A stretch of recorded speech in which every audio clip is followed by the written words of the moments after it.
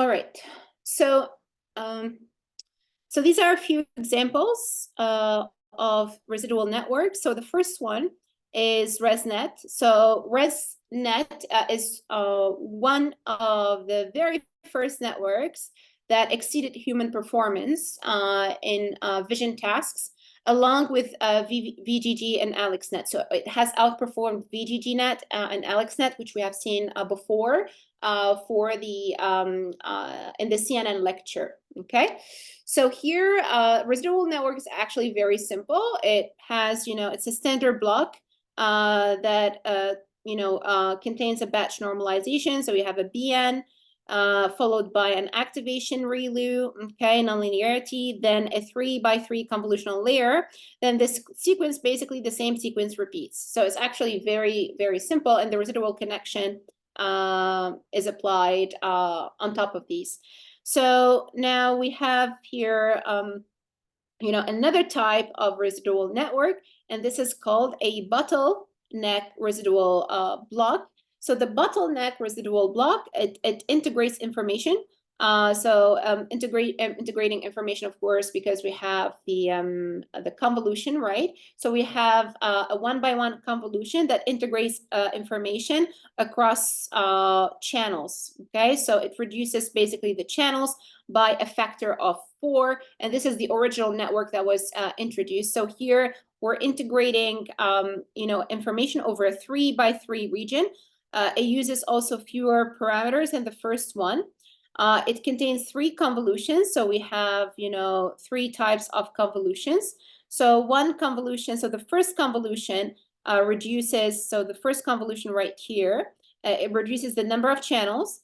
The second convolution is applied to the smaller representation, so outputted at this level. And the final one-by-one convolution, it increases the number of channels again so that it can be added back to the input. So because we're adding the same size here, so if we call this, for example, X, okay, so we need the output right here, this output, which let's call it, so actually we need to call things in a better way. So let's call it MHI. And so the output is actually the F, the transformation of the neuron I, okay, so FIHI, we have it with phi, some parameters, and then we're gonna add that up to HI, right? So which is this one, fed through the skip connection. So to add it back, these two guys need to have the same dimensions. So because we have done some downsampling here, so we reduce the dimension, whatever dimension we have reduced here, which is that of the channels, we need to build it back. So we need to kind of add it back on so we can have exactly the same dimensions of these two, mathematical entities to be added up. Okay, cool. So that's the residual network, and here we have another model, another I would say like the real model that as I said, that uses these residual blocks. So the real model is called ResNet 200 model. So the ResNet 200 model that outperformed the VGG and AlexNet is based on these residual network blocks. Okay, so which blocks it uses? It actually uses the bottleneck block. So you guys can see this is the architecture. So here you have basically an input image, okay? And then the input image is fed into a series of, convolutions with different strides. Stride 2 for downsampling, so you're decreasing the size because of the strides. So we have seen that strides do actually downsampling. They downsample the image. And then we have max pooling, subsampling, etc. And you have the residual blocks are introduced right here. So we have one residual block around here, another residual block, and another residual block where we have the skip connections that we added. We add them back, consecutively here. So this is a residual block, and you can see where the skips or the connections are introduced. And towards the end, we have a simple average pooling, fully connected layer for integrating the final information and applying the softmax for the classification, problem that we have. So we'll have, here actually it's different classes, so I need to write that properly. So these are the final classes, and we have 1,000, okay? So this is the ResNet 200 model that was first introduced with these skip connections, and it had very good performance. Now the next example is a DenseNet. Okay, so what is a DenseNet? A DenseNet is an architecture that uses residual connections, but it uses them in a completely different way. So DenseNet was introduced after residual network, and these are, by the way, very old models, okay? So they have been outperformed by different neural networks and variations of these networks, including attention networks, transformers, generative networks also. So such as GANs, generative adversarial networks. And this particular DenseNet here is another network. It is a different type of network that uses residual connections to concatenate the outputs of early layers to later ones. So this is the concatenation that happens between the blocks. And it's actually very simple. So basically, you have, you take the combined represent. So you take the input. So here, this is the input. So I'm going to use a different color. So this is the input. And we're going to pass it and add it as a second channel to, the output of the first layer. Okay, so the first residual block. So here, what we're passing on is not just the hidden units, it's just, all the outputs of the previous layer. So we are increasing the number of channels. So in the beginning, we had 3 channels. So we had here, for example, let's say we define 32 channels, which are 32 kernels. Okay, so if you do CNNs, you're going to have 32 kernels to learn, 32 weights to learn. Okay, so kernels. So in this case, these 32 channels, we will concatenate them with the 3 original channels, which are the RGB, here RGB. Okay, and add them. So we're going to have 35 channels in total as the output of this layer. Now we will do the same for the next one. So let's look at this. So we're going to take a different color. So basically here we have okay, so we have 32 channels, 32 kernels. These are the number of kernels. And then we're going to add we're going to add the 35, the previous one. So the 35 will be added. And these 35 are these guys, all of them. Okay, so this is, basically 33. This is 33 plus the 2. So this guy is actually, the 3. 30, I misread. 32 plus 3, so 35. And this whole block right here will be passed on, to the next, concatenated with the output of the next layer. Okay, so we'll keep on doing that, and you can see it here. So it's so simple. You take all these guys and you pass them forward, and you add them. You add all of them to the output of them, like the next layer. So all these, 32 channels will be concatenated with the previous output of the previous layer. So that's very simple. And what happens here is towards the very end, after doing this, you're going to integrate the information over channels. So you're going to sum and do some weighted integration. So you do some, weighted.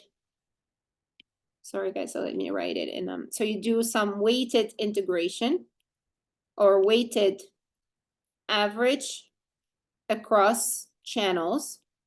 So you take, for example, this channel, you have alpha 1, and you take the channel 1, the matrix, and then plus alpha 2, C2, plus, alpha, K. So you have a lot, and then CK if you have K channels, and then you're going to divide them by K, all of them, and then you're going to get basically the final, collapsed or integrated information, and then you can do a fully connected layer. You can apply some additional layers, and then you do your classification to get the very to move, towards the very end of the network and do the task that you want. Okay. So now the last example that we're going to look at is the UNet, the famous UNet. So UNet is a Mikai 2015 paper, and the UNet is as simple as it's an encoder-decoder network. So it has two parts.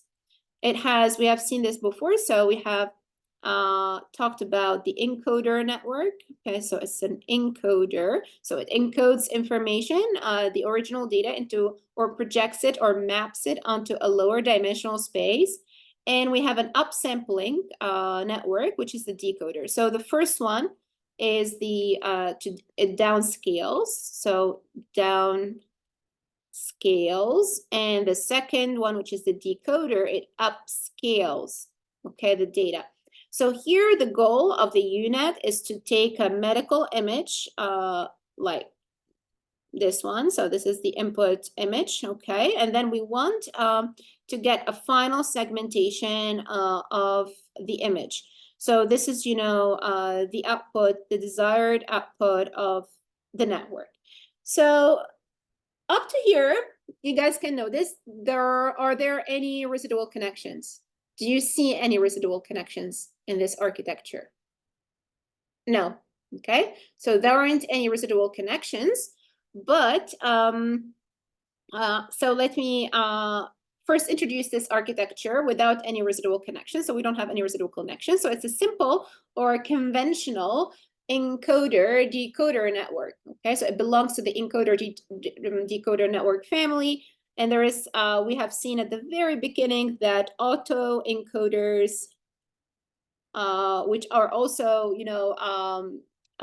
which can be formalized as a matrix factorization problem. And this is in the first, lecture we have seen in lecture 1, okay, in deep learning, that, autoencoders have an encoding part and decoder part, and they're trying to reconstruct the same thing. So you're trying to, so basically in the autoencoder, it's called auto because Y is equal to X, okay?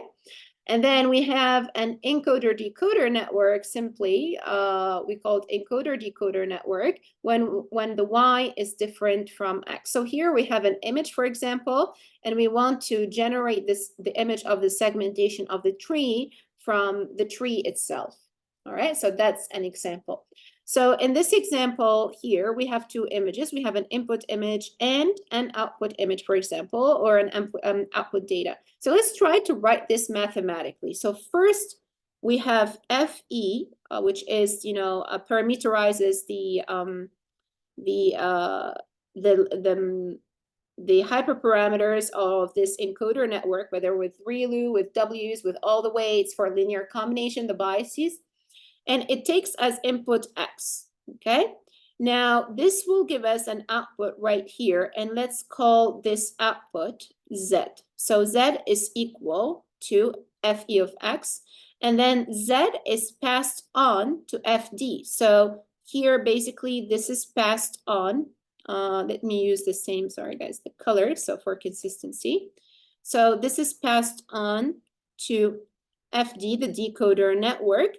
And once we decode the network, we're gonna get a predicted Y, it's called hat, that we hope that it is closer to the ground truth one. So this is the ground truth, okay?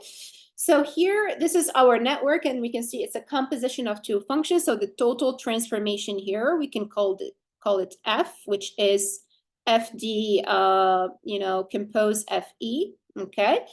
And one thing that is important about this formalization is that the output of the encoder, which is Z, okay, so this quantity right here, the encoded X, is called Z, and the encoded X is the learned embedding, what we call data embedding of X in a low dimensional space, space. So this is a low dimensional space where we have Z belonging to RD prime. We have X belonging to RD, and D prime should be much smaller than D, which means we have reduced the dimensionality. So we have here an encoding process, which is, you know, a dimensionality reduction also process that allows us to reduce the number of features and remove anything that is irrelevant. So this, you know, kind of removes, you know, irrelevant information or slash features in the original data and tries to extract a compact representation of the data that if we feed it into the second network, okay, so when we feed the Z into the decoder network with different weights and hopefully some varying distributions here, but not too different as I mentioned earlier, then we're gonna get our target image. So if we want to feed a tree and get, for example, a flower, we can teach the network using multiple types of trees and multiple types of flowers to kind of, you know, generate or turn each tree into a flower. Okay, if you have the training data, you train your model to learn this F total mapping, it will be able to encode a tree into a Z and basically transform your tree into a flower through the decoding network, which is fantastic. Guys, it's kind of impressive. This encoder-decoder behavior is what characterizes the generative networks in general. Now, let's take one final step back. We talked about encoder-decoder networks, UNets, but we didn't see any residual connections. Actually, the UNet has residual connections. I just masked them. So what the UNet does, it takes every single, it takes the output of the layer and it crops it and concatenates it, you know, after a few residual blocks, okay? So because you can see that the size of this image right here is very high, okay? So it is, I think, 568 by 568. So you need to kind of pass on this image to something of the size of a smaller size. So for that reason, you need to crop it. So crop it, it means you need to take what's inside and take this part to add it to this, you know, layer. So it needs to be of the size 388. So somehow through the cropping, you're moving from 568 to 388. So you can add, you know, do some operations or additions over there. So this happens to every single, you know, block. So you take your crop basically and you concatenate, and you can see that here the UNet uses the idea of the DenseNet, where you're, well, actually it's not fully a DenseNet because you're not concatenating everybody. You're not increasing exponentially the number of channels, but it kind of, you know, it uses the output and just concatenates. I think it's just, you know, a simple residual connection that they're adding over there to, you know, like not forget what we have learned. So one thing very important about, you know, UNets that they solve the issue with the low resolution middle representation. So the low resolution middle representation is right here. So before we transpose, we do the transpose convolution and we start upsampling.